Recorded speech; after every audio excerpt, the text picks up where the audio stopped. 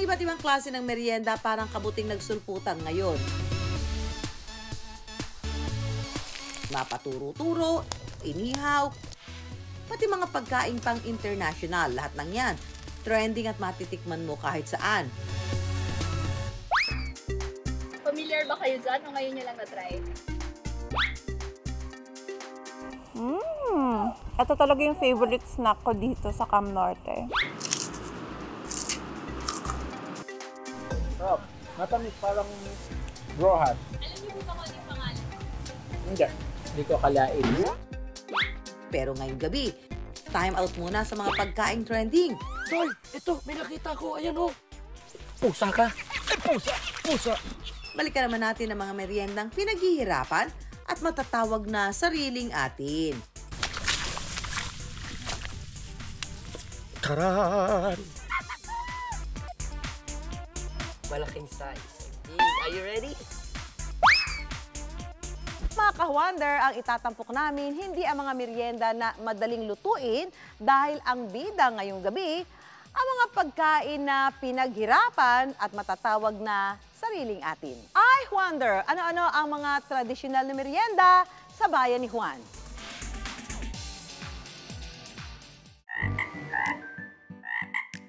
Kapag palaka ang usapan, madalas napapatalon sa takot si Juan. Pinandidirihan at madalas iniiwasan. Pero mga ka-wonder, alam niyo ba? Dito sa Pampanga, ang palaka, paboritong lantakan. Itinuturing pa ito na isang delicacy sa kanilang lugar. Perfect nga raw ito na pang merienda at gawing relleno o tugak betute kung tawagin ng mga Kapampangan. Kaya naman dinayo ng I Wonder ang isang kainan kung saan bestseller ang tugak betute. Natuto ako sa magulang ko, sa mother ko especially, dahil siya ay mahilig magluto at the same time nagluluto sila sa mga piyesta dito sa Pampanga. So na-highlight po namin ang tugak betute dahil ito po yung pinaka-exotic food ng Kapampangan. Pero bago natin ito matikman, syempre kailangan muna itong paghirapan. Ang ating hinamon, isa sa mga cast ng Running Man Philippines, si Buboy Villar.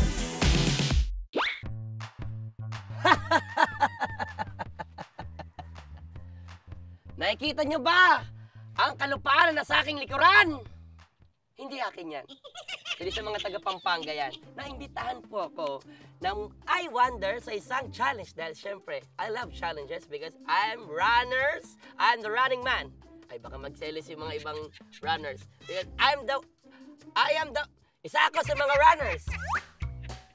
Pero bago ang challenge, syempre kailangan ni Buboy ng makakasama at magtuturo sa kanyang manghuli ng palaka. Nakilala namin dito rin sa Magalang ang ka-wonder nating si Romeo. Naalala ko po kasi noon, bata po ako siguro mga 8 years old po. Sumasama po ako kay tatay ko tsaka sa lolo ko po sa bukid. Kasi po yung mga palaka minsan nakakasira po sa palay kaya hinuhuli po nila. Tuwing maulan, nakasanayan na raw ni Romeo manghuli ng palaka para may maiuwing ulam sa kanyang pamilya. Ramyang, anong ginagawa mo dyan? Ba't hindi ka sa may... Ba't ka nagtatago? Dapat doon tayo nagbita-bita sa may patagman lang. Anong ginagawa mo ba dito?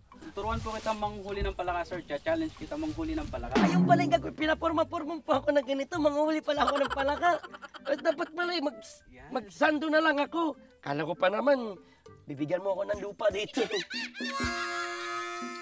Sa panghuhuli ng palaka, gagamit lang sina Romeo at Buboy ng pamingwit na may pain na uod. Akala ko sa isda lang yun. Pati pala sa palaka, may pamingwit. Okay, meron dito. Palaka. Tara, Dol. Mauna ka, Dol. Para kung sakaling malusot man, ikaw mauna. Kuya, anong pinaka-best tactics para makahuli tayo ng palaka? Mabilisan, ganon. Ano po ba? Hindi naman sa nagmamadali po ako, Kasi syempre gusto ko lang makakita kung paano po makahuli talaga ng palaka. Ano po, kailangan tahimik tayo para hindi mabugaw yung mga palaka. So, unang gawin, kailangan daw po quiet lang daw.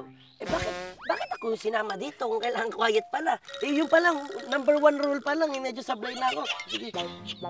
Tama na ang daldal, Buboy. Simulan na ang challenge!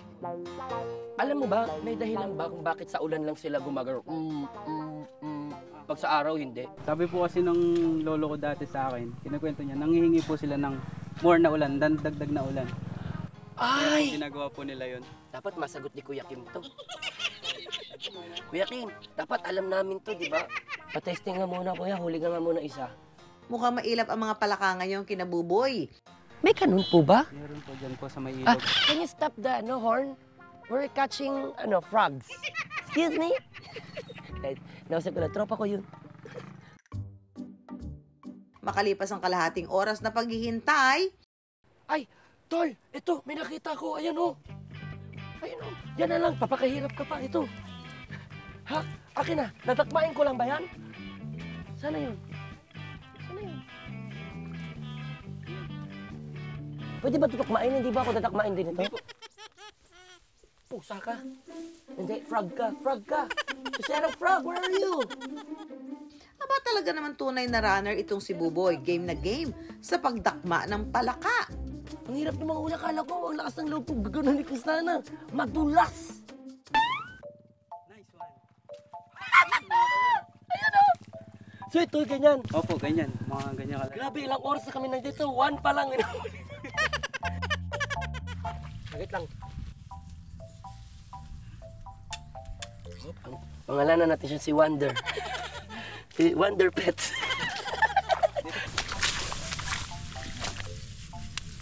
Taran! Kuya, sa tingin mo, pasok na ba ako sa challenge? Pasok na po, kuya. Nakailan ba tayo ngayon? Mga ano to, mga 134 feet. Uy, hindi totoo. Sige naman, para biro talaga siya. Ilan ba to? 1, 2, 3, 4, 5, 6? 6 na po ang nauli namin ngayon. Pero at least naka-6 ako, di ba? Kasi ilan ba dapat pag beginners? Sa tingin mo, mahirap maka-6, di ba? Mahirap na po yun. Pagkatapos manghuli, ipinalinis ni Nabuboy sa nanay ni Romeo ang mga nahuling palaka. Ay, ito na! At ayan na nga po, andito tayo sa Miabe, kung saan dito pa rin po yan sa Pampanga.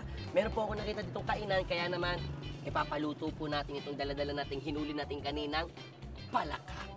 Hindi chosera. Gutom na po ako. Gusto ko sana ng merienda at napili ko po sana itong Miabe para po kayo po sana magluto. Pwede po ba? Ano po ba pwedeng nating recipe po dyan? Relleno. Relleno? Yes. Uy, ayos yung relleno. Sa paggawa ng tugak, betute o relyenong palaka, una munang lulutuin ni Nerissa ang palaman. Dito po ba sa Pampanga talagang normal lang po niluluto po yung palaka? Kasi yung exotic food ng Pampanga. Oo. Maraming dumadayo kasi gusto nilang ma-experience yung lasa, Aha. yung sarap nung Tama.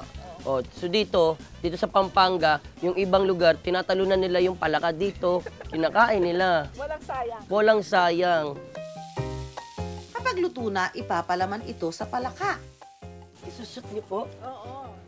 Sige po. Parang okay na ako sa huli lang.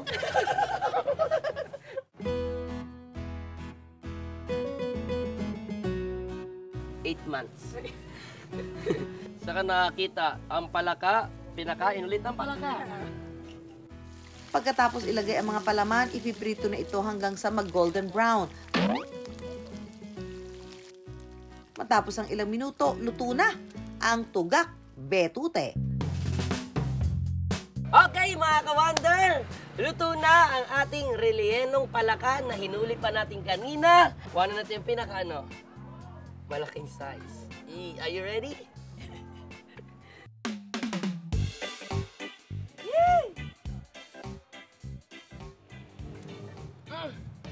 Iba siya. Malasa siya. Sa totoo lang, ang laki ng pinagkaiba niya sa mismong relleno na nakakain ko. Kung nakatikim na kayo ng relleno talaga, na bangus, ibang-iba itong palaka. Paano ko ba siya may tulad? Para siyang, pag kinain mo siya, parang may lasang crab. Parang ganun. Ang tugak betute, pasado sa ating runner. Meron kasing paniniwala ng mga kababayan natin dyan na ang biyaya ng kalikasan ay biyaya rin na may tuturing para sa kanila. Kaya naman lahat ng maaari na pwedeng kainin at makapag-survive. Kasi pinag-uusapan dito yung survival thing, no? Yung kung paano makaka-survive, no? Ang mga kababayan natin sa kalam ng kanilang sikmura. Sikat na sikat itong merienda sa Japan. Bilog, malagkit, at kadalasan may lamang minatamis sa loob. Ang mochi. Pero alam niyo ba na dati na tayong may version nito? Angko ang tawag sa bilog na malagkit na may palamang mani at tradisyonal na asukal. At ang isa sa pinakaunang gumagawa, nahanap namin sa bayan ng Vinsons, Camarines Norte. Sa paglipas ng panahon, paano nga ba ginagawa ang angko? Gamit ang tradisyonal na gilingang bato, inilalagay ang malagkit para maging pino at maalis ang sabaw. Saka papalamanan ang malagkit ng pinaghalong mani at matamis na sangkaka o panutsa. Ito po yung palaman, tapos ipapasok po dito sa malagkit. Bibilugi maigi na hindi nahuhulog ang palaman sa loob. Panghuli, iluluto sa steamer sa loob ng 6 hanggang 7 minuto.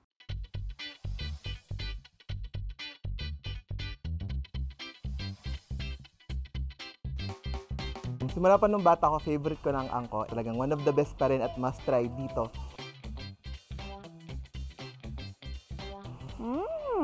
Ito talaga yung favorite snack ko dito sa Cam Norte. Pag pumunta kayo dito, ito yung pinaka masarap na kakanin na bibili nyo dito sa Vinsons. Paniniwala ng lokal na historiador sa Camarines Norte na dekada 50 raw ito unang natikman. Ang kwento-kwento, may isang babae raw na naglalako nito habang bitbit ang bilao sa ulo. Isa raw sa pinakaunang gumawa ng angko sa liblib na lugar ng Vinsons, si Juliana Clasio Balani o mas kilala bilang Nana Oya na ipinanganak noong 1897. Ang pamanang angko ni Nana Oya nagpasalin-salin sa pamilya Balani hanggang sa manugang nitong si Nana Bieni. 90 anyos na ngayon si Nanay Bieni. At ang pamanang angko, ika nga, binago raw ang kanilang buhay. Nakapabahay ay mag-aangkula, ang nakapaaral mag-aangkula. Tapos na ang mga anak ko, may engineer, may chemist, may maestra, may maestro. Ay gayon ang nangyari sa pag-aangko. Kaya malaki ang utang na loob sa pang-aangko. Pero dahil nagkakaedad na rin, taong 2000, nang ipinasa niya na ang paggawa ng angko sa kanyang manugang na si Marivic.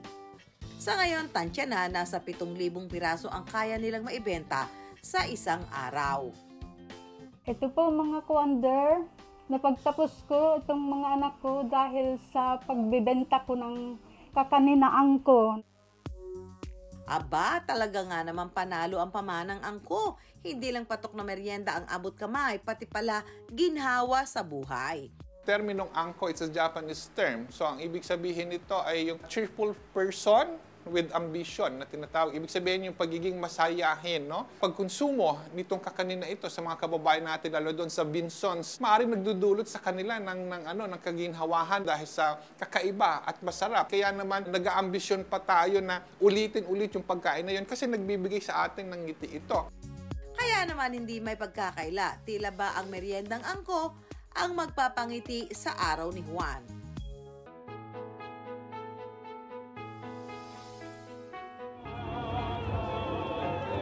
Ang Manawag Church sa Pangasinan, isa sa mga dinarayon ng mga debotong Katoliko. At kapag dumarayo sa isang lugar, syempre, hindi makakalimutang mag-uwi ng pasalubong ni Juan.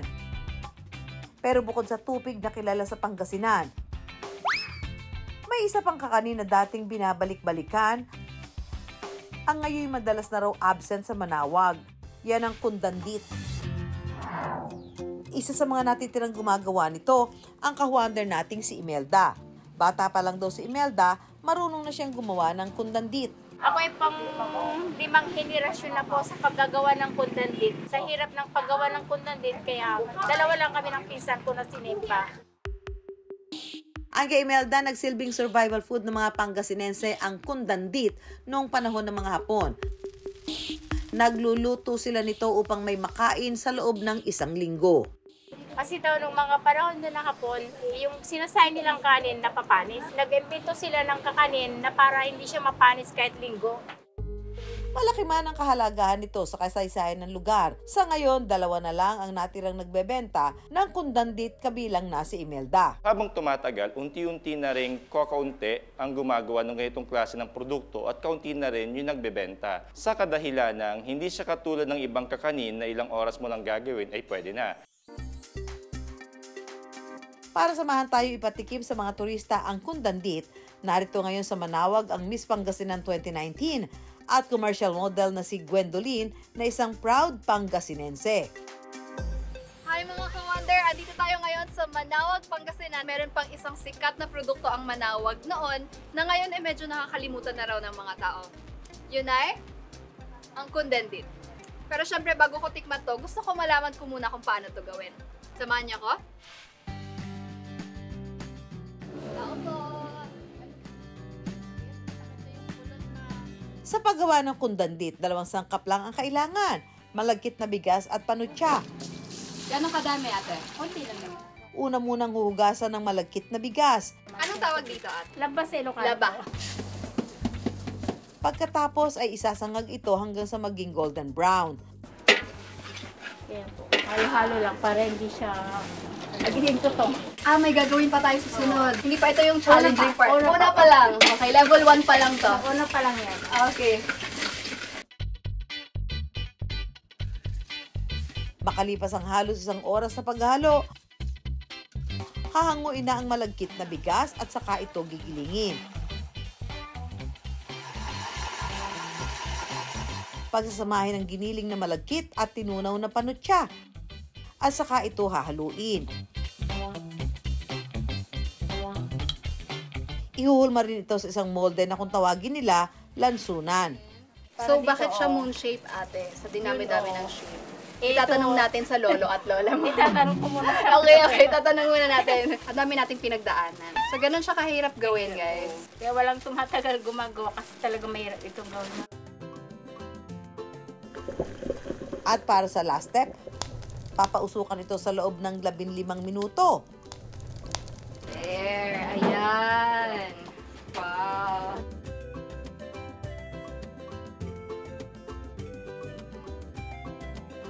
Sarap!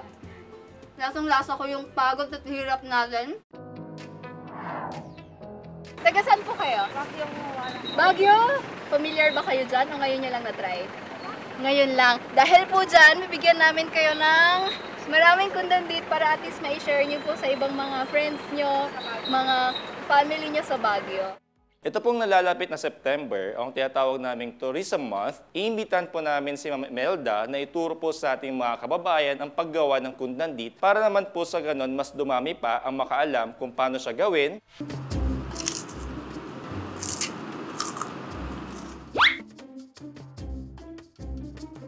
Sarap. Matamis parang brohas. Alam niyo po ba kung ano yung pangalan? Hindi. Hindi ko akalain.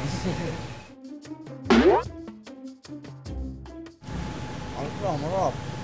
Hindi ko akalain. Yan pa pangalan ng ano? Talaga? Tama ang inyong akala, mga ka-wonder. Ang pangalan ng biskwit na yan, hindi ko akalain. Ang hugis parisukat at may budbod na asukal na biskwit na ito. Specialty ng isang panaderya sa Pasig na mahigit 1 siglo na palang nagtitinda. Unang nakilala ang panaderya Dimas Alang sa fresh from sinaunang pugon pandesal nila na talaga namang binabalik-balikan. Pero ang di alam ng marami, patok na noon pa man ang biskwit na kung kanilang tawagin, hindi ko akalain. I wonder bakit nga ba ito ang tawag sa biskwit na ito. Maraming nagtatanong yan, walang makasagot kung ano. Nakagis na namin eh. Siguro nagsimula yung maliit tapos nag-evolve. Gumaling ng gumaling, sumarap ng sumarap hanggang sa kasalukuyan lasa na inyong natatagpuan ngayon. Pero ano nga talaga kaya ang sikreto? Sinasalin lang namin ang kaabilidad, ang kakayahan, paggawa niyan, sa pamamagitan ng karandasan dito sa panaderia. Marami dito ay anak ng dati naming panadero. Team effort daw ang paggawa nito. Gigilingin muna ang minasando sa makina para maiunat ito. Hanggang sa papatagin, ilalatag at titiklupin ng ilang ulit. Ang challenge, hindi dapat ito maputol. Saka naman susukatin at ihuhugis pa rin sukat. At para maging malutong, lagyan ng 3 butas sa gitna. Sunod na pahiran ng mantika at budbura ng asukal bago iluto sa pugon.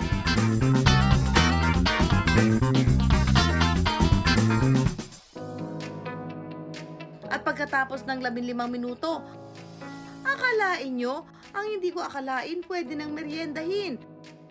Perfect papakhi na may kasamang mainit na kape o tsokolate.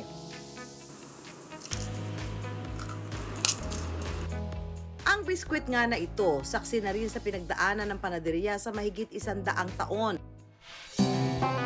Taong 1919 nang mag-umpisang umalsa ang mga tinapay sa Panaderia Dimas Alang. Untouchable ang kahulugan ng salitang Dimas Alang. Isinunod ang pangalan sa alias o pen name ng ating pambansang bayani, si Dr. Jose Rizal sa diaryong La Solidaridad.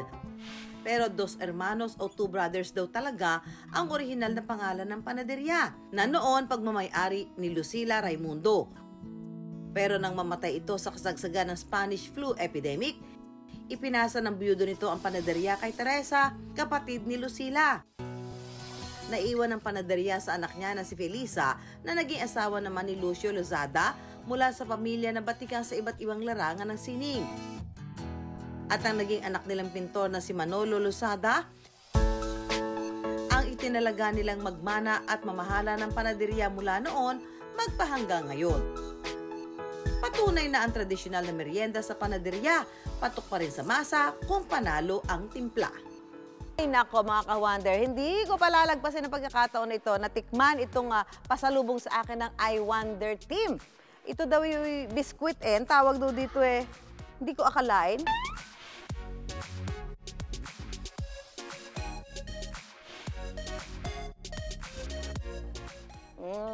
Kaya dapat may kape. Madali siyang sa bibig, matunaw. Masarap. Dapat may kape. Sarap. Pang merienda.